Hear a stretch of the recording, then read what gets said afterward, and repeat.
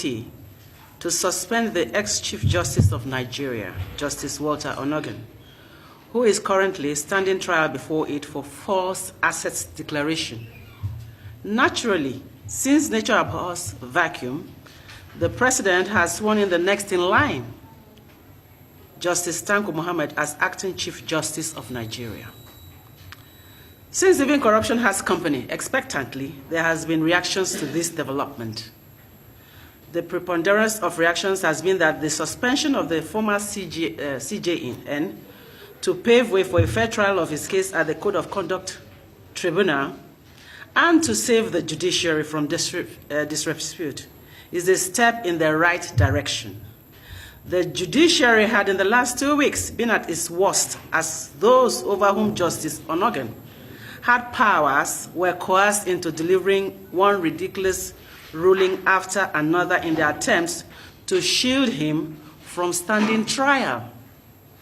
However, a narrow but fierce minority, please take note, fierce minority has launched a campaign to muddle the issues and create the impression that the removal of a CJN that willfully violated the laws of Nigeria is a rape of democracy. It is instructive that this narrow minority is led by the opposition People's Democratic Party, PDP, whose members have been the greatest beneficiaries of the baffling Supreme Court rulings that were procured while Onnoghen was still in office. Members of the same party had also been reported to be banking on a Justice Onnoghen-led judiciary to sell election victory to them.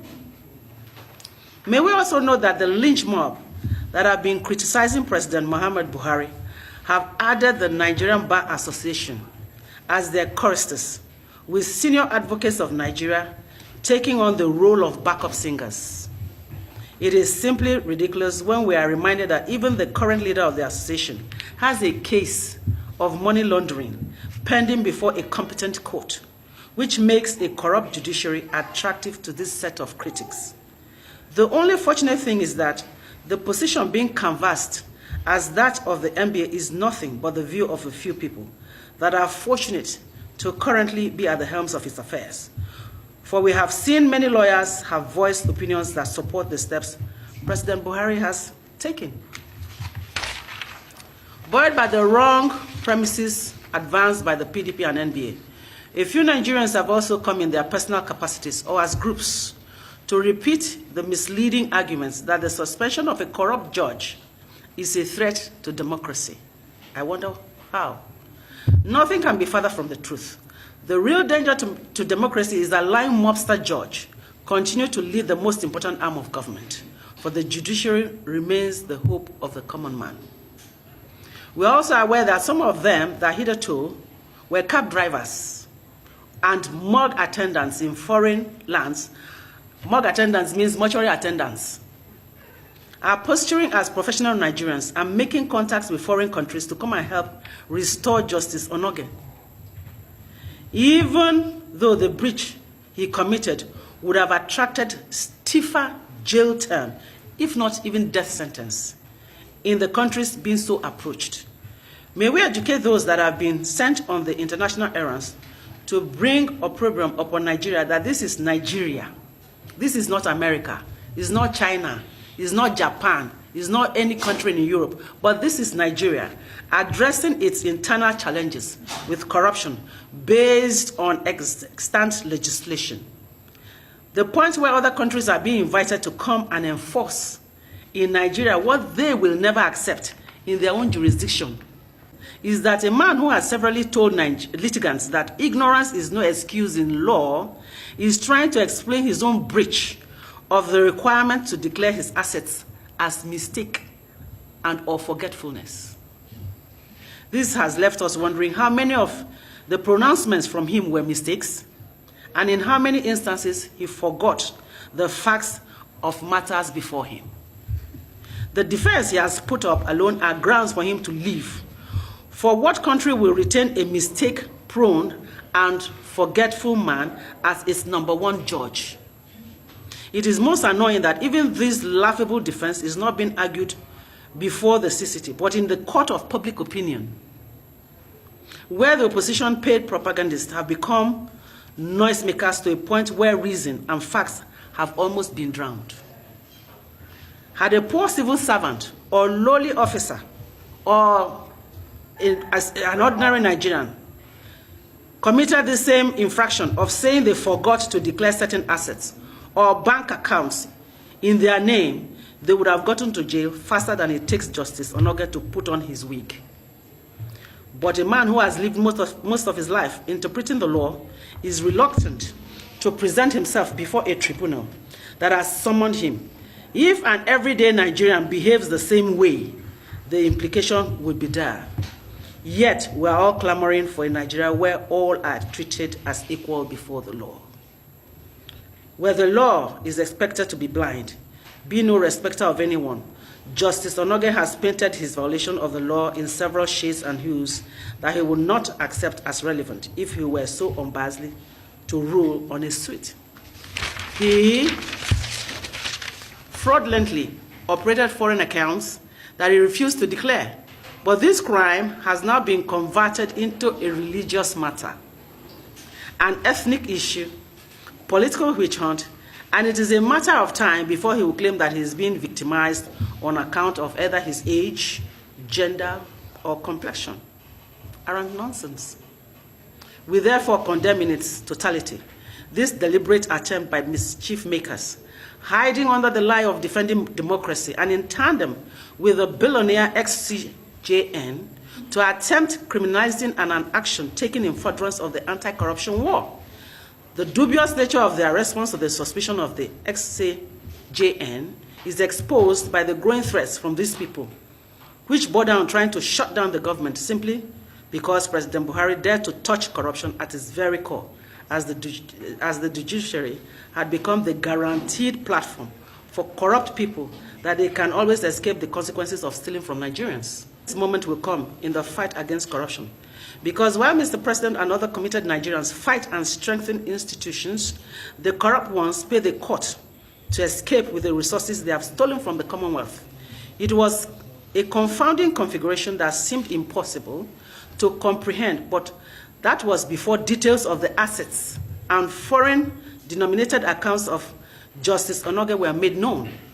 He is indeed a billionaire judge, whose supporters are yet to explain the possibility of him owning more money in his account than he can legitimately own in 68 lifetimes. We salute the courage of President Buhari for daring to take on corruption in the judiciary, even on the threshold of elections, without fearing that he could lose the votes of those that may be positively disposed to keeping that arm of government corrupt. Yet we acknowledge the imperative of taking this step, which is obvious.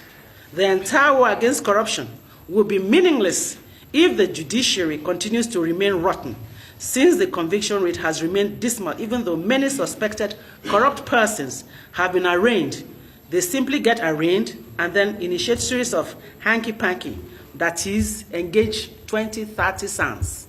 And at what cost? That means they never get convicted, because they're able to mobilize all the sounds in Nigeria. The billionaire ex-CJN, Justice Walter Onogen, was reputed to be the coordinator of sale of justice by the bench with the money found in his undeclared account, said to be the process of judgment procured by the likes of Senate President Dr. Bukola Saraki, who curiously has had a case that is not too different from Justice Onogen's own before the CCT court. Corrupt politicians and Nigerians are aware of this and would have preferred that the status quo remain. The situation becomes more frightening with the revelation that PDP candidates have started settling the embattled judge even before elections have taken place. Their anger at his suspension is directly connected to their fear of losing the money they had paid to him and the knowledge that his successor is not of his disposition. These groups here are aware that the PDP, because of the blow to its corrupt arrangement with the ex-CJN, has made plans to mobilize youths. And please take note, Nigerian youths, not their children, not their relations, that they have neatly tucked away in beautiful mansions and villas and homes across the world, in Europe, in America, in exotic islands, to create the impression of a popular uprising against the suspension of an ex-Chief Justice of Nigeria that failed to declare his assets as required by law. Some of these people being mobilized for the protest are members of the Islamic movement in Nigeria, Boko Haram, and the indigenous people of Biafra, that is IPOB, which are all terrorist groups.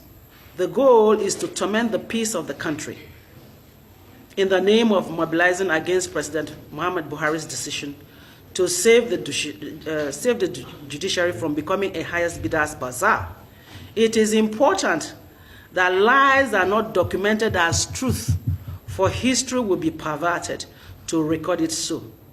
To this end, we shall therefore be mobilizing the over 180 million Nigerians, women and youths across the nation, and all and sundry, to defend the Constitution of the Federal Republic of Nigeria, which President Muhammad Buhari has defended in accordance with his own sworn oath, simultaneously hold across country with international legs. We shall, at these rallies, restate our commendation of President Buhari while educating the world to the necessity of cleaning up our judiciary, which is to ensure that the masses are no longer food for the corrupt few.